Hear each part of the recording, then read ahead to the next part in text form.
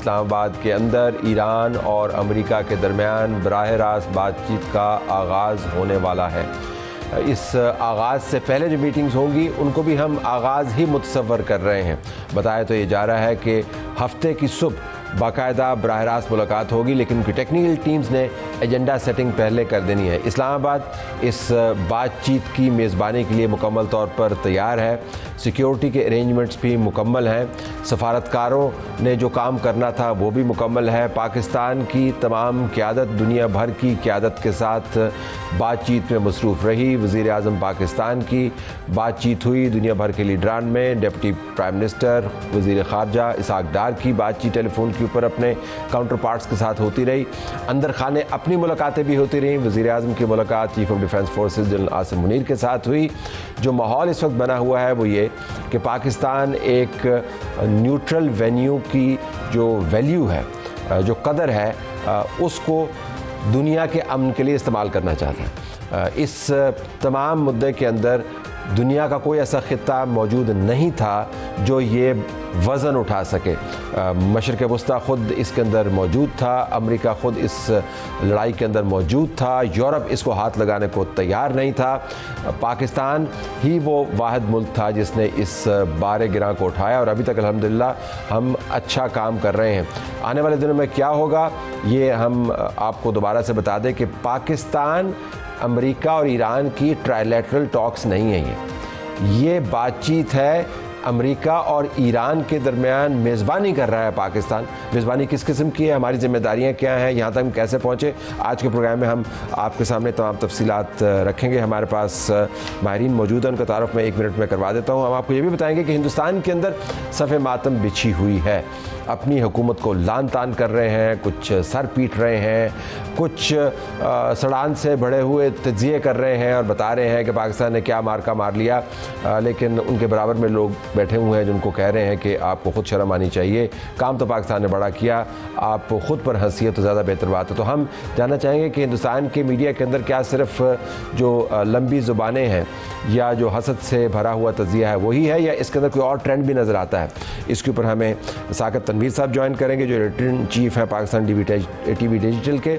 हम आपको इस प्रोग्राम में भारतीय मीडिया के रोने धोने की एक झलक भी दिखाएंगे और डोनाल्ड ट्रंप जो ठकाठक सोशल मीडिया के ऊपर पोस्ट करता है, आज भी उसने एक ख़तरनाक पोस्ट की जिसके अंदर उसने कहा कि अगर ये टॉक्स कामयाब नहीं होती तो फिर मैं उस किस्म की बमबारी करूँगा और उस किस्म की जंग करूँगा जिससे पहले नहीं देखी गई। उसने ये भी कहा कि हमारे तमाम जहाज़, हमारे बहरी बेड़े, हमारे फ़ौजी, हमारा बारूद, हमारे हथियार अपनी जगह पर मौजूद रहेंगे जब तक यहाँ से एक असली एग्रीमेंट नहीं हो जाता। साथ उसने ये भी कह दिया कि इसके बाद मैं अपनी अगली फ़तह के लिए तैयार हूँ।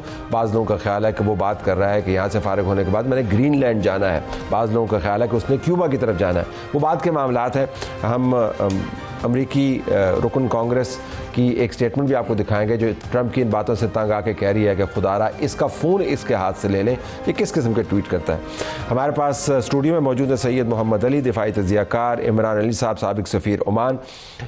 इमरान साहब उस जगह को रिप्रेजेंट करते रहे हैं, पाकिस्तानियों की बेहतरीन नुमाइंदगी करते रहे हैं जो मशरिक़ वस्ता का स्विट्ज़रलैंड समझा जाता है या जिनेवा समझा जाता है, जहाँ पर बहुत सारी टॉक्स होती हैं, बड़ी खामोशी के साथ होती हैं। तो इमरान साहब आपसे भी हम पूछेंगे, अली साहब आपसे भी हम जानना चाहेंगे कि न्यूट्रल वेन्यू होता क्या है। हम एजाज़ अहमद चौधरी साहब से भी मुस्तफ़ीद होंगे जो साबिक सेक्रेटरी ख़ारजा हैं, और वो हमें बता पाएंगे कि पाकिस्तान का सफारतकारी के ज़ाविये से क्या किरदार बनता है। जो न्यूट्रल फैसिलिटेटर है उसकी ज़िम्मेदारी क्या है, क्या नताइज की ज़िम्मेदारी उस पर आती है, कामयाबी, नाकामी, नीम कामयाबी, नीम नाकामी, क्या सब कुछ उसके खाते में लिखा जाएगा या जो पार्टीज़ हैं उनके पास इसका क्रेडिट या डिसक्रेडिट जाएगा। बात का आगाज़ करते हैं सुमेरा खान से, नुमाइंदा खुसूसी समा टीवी। सुमेरा अस्सलाम वालेकुम। वालेकुम सलाम, थैंक यू तरह साहब। सुमेरा बहुत बिजी दिन रहा, हमें तो इतनी धड़ाधड़ खबरें आई तो वो तो अब टिकर ही नहीं चल पा रहे हमसे क्योंकि वो टिकर ही भर गए हैं सारे। तो ज़रा तफसील तो दीजिएगा कि आज वज़ीर आज़म ने किस किस से बात की और डिप्टी प्राइम मिनिस्टर वज़ीर ख़ारजा ने किस किस से बात की, और इससे हमें पता क्या चलता है। Go ahead. Thank you very much तले साहब। बिल्कुल, the two gentleman had a very workaholic sort of day आज उनके ऑफिस में, और मुझे आज पढ़ना पड़ेगा, इतनी तफसील से वो सारी मुलाकातें हैं। शहबाज शरीफ साहब से, प्राइम मिनिस्टर से फील्ड मार्शल की मुलाकात हुई, आपने जिक्र किया, और अमेरिका और ईरान के माबैन सालिसी की पेशरफ्त का ही जायज़ा लिया गया। और वज़ीर आज़म शहबाज शरीफ की फिर फ्रेंच प्रेसिडेंट से, बहरीन के उनके बादशाह से, लबनान के वज़ीर आज़म से, ऑस्ट्रेलिया के फेडरल चांसलर से उनकी टेलीफोनिक गुफ्तगू हुई, और उसके बाद उनकी जर्मन चांसलर से और अमीर कतर से भी बातचीत हुई। नायब वज़ीर आज़म वज़ीर ख़ारजा की अलबत्ता लिस्ट बहुत लंबी है, मैं क्विकली कवर करने की कोशिश करूँगी कि बरतानिया की सेक्रेटरी ख़ारजा, वज़ीर ख़ारजा, आज़रबाईजान के वज़ीर ख़ारजा, साउथ अफ्रीकन उनके काउंटर पार्ट, यूरोपीय यूनियन के नायब सदर, उज़्बेकिस्तान के वज़ीर ख़ारजा से उनकी टेलीफोनिक गुफ्तगू हुई है।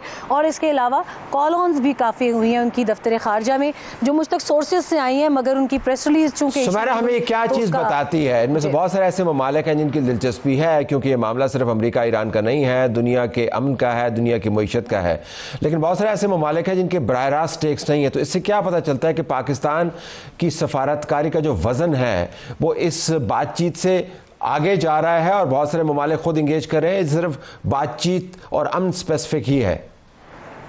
तले साहब, इसमें बहुत सारे जो इस वक्त ममालिक हैं, एक तो सराह बहुत रहे हैं पाकिस्तान के किरदार को। आप ट्वीट्स भी देख रहे होंगे मुख्तलिफ ममालिक की जानिब से, जो हेड्स ऑफ स्टेट्स हैं और है जो एग्जीक्यूटिव्स ऑफ गवर्नमेंट हैं, वो सब सराह रहे हैं।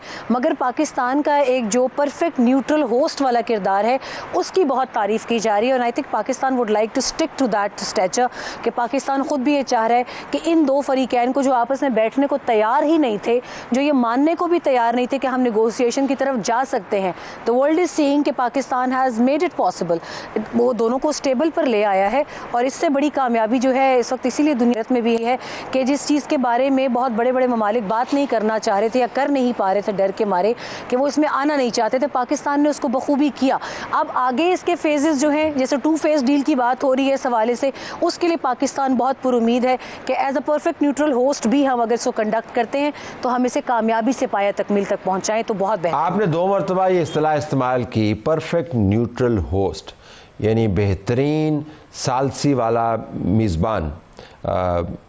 लेकिन आपको पता है कि जब सालसी वाला मेज़बान होता है तो वहाँ के सहाफ़ियों को ख़बर नहीं मिलती, क्योंकि अगर आप सालिस हैं तो फिर, और न्यूट्रल भी हैं और परफेक्ट भी होना चाहते हैं, तो फिर अगर आपने ख़बरें देनी शुरू कर दी तो रिपोर्टिंग के मेथड के ऊपर ज़रा बात कीजिएगा। हम इसमें बिल्कुल नहीं जा रहे कि टॉक्स कामयाब हो रही हैं नहीं हो रही, क्योंकि रिपोर्टर्स के हवाले से, तज्ज़ियाकारों के हवाले से हमारी दिलचस्पी बहुत है इसमें, लेकिन न्यूट्रल वेन्यू के ऊपर ये उनके रिपोर्टर्स रिपोर्ट कर रहे हैं। तो बहुत बड़ी कंटिंजेंट के बारे में मैं सुन रहा हूँ, अमेरिका की तरफ से भी सहाफ़ी आ रहे हैं, ईरानी सहाफ़ी मौजूद हैं और भी सहाफ़ी मौजूद हैं, तो उनकी रिपोर्टिंग होगी, हमारी रिपोर्टिंग तो बस न्यूट्रल ही होगी।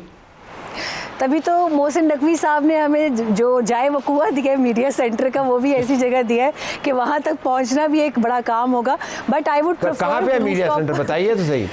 जी, कन्वेंशन सेंटर का सुनने में आ रहा है, क्योंकि वहाँ उनकी अपनी मिनिस्ट्री भी है, तो सुनने में यही आ रहा है कि मीडिया सेंटर वहाँ बनाया जाएगा। बट आई कांट से, शुक्र करें उससे दूर फैजाबाद ने भेज दिया आपको कहीं। वैसे Faizabad would be much better कि we had a bridge, at least we can have an eye on the the contingents. That's where the information is anyways. अच्छा, तो अब वहाँ पे आप होंगे? अभी सुनने में यही आ रहा है, until unless we get hold of our passes, security clearance के पासेस जब तक मिलते नहीं हैं तब तक हम कुछ कह नहीं सकते। लेकिन इसमें आपकी वाली बात से मैं ज़रूर इत्तफाक करूंगी कि अगर साथ में एम्बेडेड जर्नलिज्म के लिए जर्नलिस्ट आते हैं हर मुल्क के, तो सुनने में तो वैसे ही आ रहा है कि कोई बड़ा नंबर सहाफ़ियों का नहीं आ रहा। वीज़ा इशूएंस के इशूज़ थे, ज़ाहिर है बहुत कम वक्त था, और प्रोसेसिंग होती है, क्लियरेंस होती है, that might be a hitch in issuance visas. लेकिन अगर वो एम्बेड करके साथ लेकर आते हैं अपने एयरक्राफ्ट्स के अंदर, तो obviously Pakistan has to arrange for them, वो तो हर होस्ट कंट्री के ऊपर वो आता है। बट हमारे साथ एक बहुत एहतियात बरती जा रही है, which is for some reason is good. Speculations are ending. वो जो क़यास आराइयाँ थी, हर बंदा अपनी थ्योरी निकाल रहा था इसके अंदर कॉन्स्पिरेसी की। आई थिंक उसको फुल स्टॉप लगाने के लिए it's a good decision, what I can say. बहुत शुक्रिया आपका।